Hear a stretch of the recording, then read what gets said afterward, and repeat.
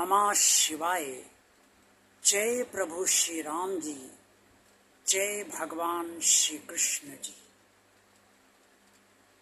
भगवान और आप चैनल के अत्यंत श्रद्धालु भक्तों,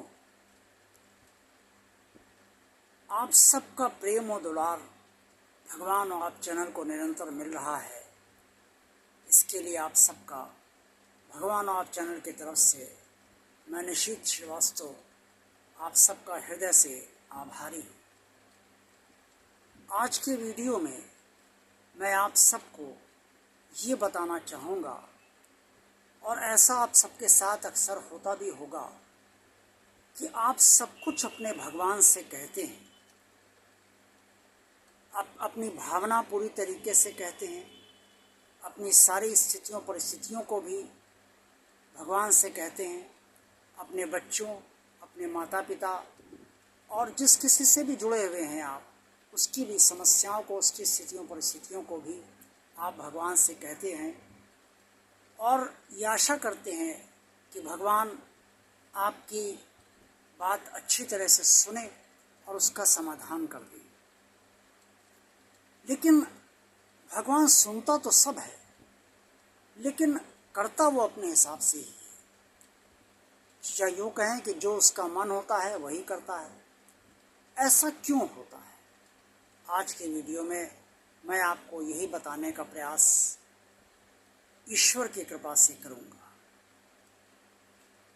ये तो आप सब जानते ही हैं कि आप चाहे अपने लिए कहें या परिवार के लिए कहें, अपने माता पिता के लिए कहें, बच्चों के लिए कहें, रिश्तेदारों के लिए कहें या मित्र के लिए कहें, या जिससे आप प्रेम करते हैं उसके लिए कहें, जिसके आप सच्चे हितैषी हैं उसके लिए कहें, जिस किसी के लिए भी कहें, उसकी समस्याओं को लेकर, उसकी स्थितियों परिस्थितियों को लेकर वो बहुत कष्ट उठा रहा है, इस बात को भी भगवान के सामने रखें, तो आप रखते ये मानकर हैं कि आप अपने भगवान से जुड़े हैं और आपका भगवान आपसे जुड़ा है, और ये विश्वास आपका है कि आपकी बात भगवान सुनेगा।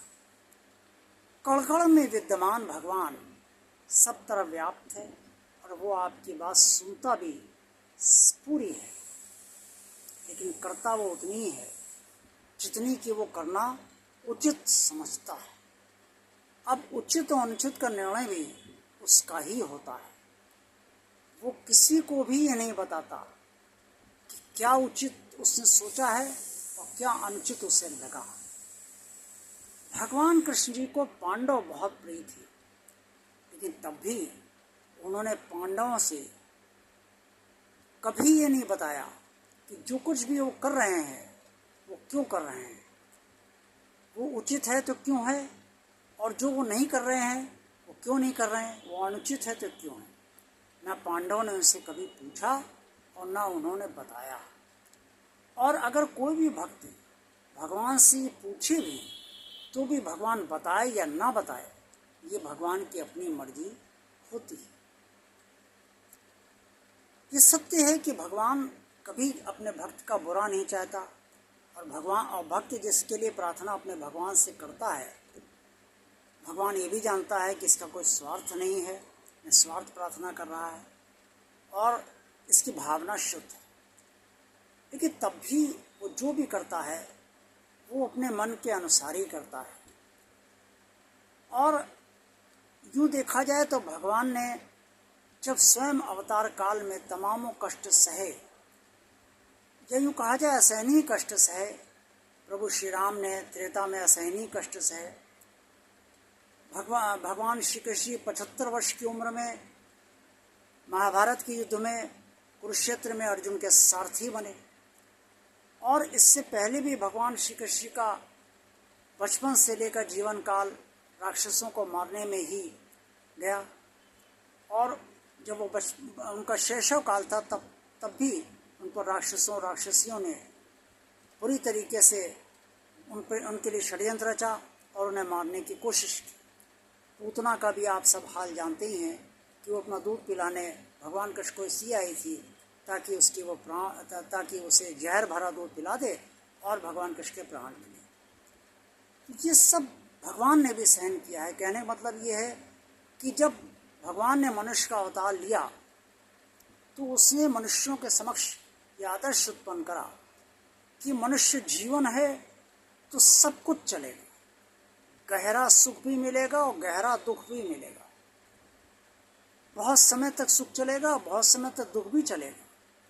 तो इस सुख दुख की घड़ियों में किस तरह से रहना चाहिए, किस तरह से धैर्य बनाए रखना चाहिए, किस तरह से शांति बनाए रखना चाहिए, ये सब भगवान ने खुद उदाहरण मनुष्य के समक्ष पेश किया।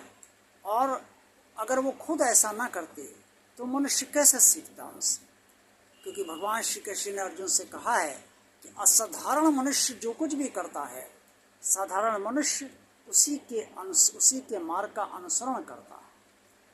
तो भगवान असाधारण है, मनुष्य नहीं, असाधारण है, और हम सब साधारण हैं। तो हम सब भगवान के मार्ग का ही अनुसरण करते हैं। इससे जब कभी अपना मन विचलित हो कि भगवान से सब कुछ कहा तब भी भगवान ने हमारी नहीं सुन रहा है, चाहे वो आपकी अपनी बात हो, परिवार की बात हो, बच्चों की हो, माता पिता की हो, पति की हो, पत्नी की हो, किसी भी रिश्ते की हो, मित्र की हो या किसी भी अन्य रिश्ते की हो, आप इस बात से विचलित ना हो, कष्ट ना उठाएं। आप ये ज़रूर सोचें कि भगवान ने जो किया है वो अपनी दृष्टि में उचित ही समझा होगा, तभी उसने ये किया है। हालांकि इससे तसल्ली नहीं होती, हमें लगता है कि हम तो सही है, हमने मांगा भी तो क्या गलत मांगा, और जो मांगा वो उचित ही तो मांगा। लेकिन ये हमारी अपनी दृष्टि है। भगवान हो सकता है कि ये तो समझ रहा हो कि आपने उचित ही मांगा, लेकिन उसे क्यों नहीं दिया, क्यों उसे अनुचित लग रहा है, ये वो किसी को नहीं बताता है, स्वयं ही समझता है। आप ये समझ लीजिए भगवान का इस स्वभाव है, और इस स्वभाव को आपको, हम सबको स्वीकार करना ही पड़ेगा, तभी हमारा जुड़ाव भगवान से बना रहेगा। देखते रहिए भगवान आप चैनल। वीडियो पसंद आया तो लाइक अवश्य कीजिए। जिन श्रद्धालु भक्तों ने भगवान आप चैनल को अभी तक सब्सक्राइब नहीं किया है, वो भगवान का कार्य आगे बढ़ाने के लिए, भगवान का निरंतर चलता रहे, इसे सब्सक्राइब अवश्य कर दें। इस चैनल को ज़्यादा से ज़्यादा लोगों को शेयर कीजिए, ताकि आप सबकी तरह अन्य लोग भी इस चैनल से लाभान्वित होते रहे, भगवान से जुड़ा उनका बढ़ता रहे। कमेंट्स बॉक्स में आप सब जो कुछ भी कहना चाहें वो अवश्य कहिए। आप सबका कल्याण हो, आप सबका दिन शुभ। ओम नमः शिवाय। जय प्रभु श्री राम जी, जय भगवान श्री कृष्ण जी।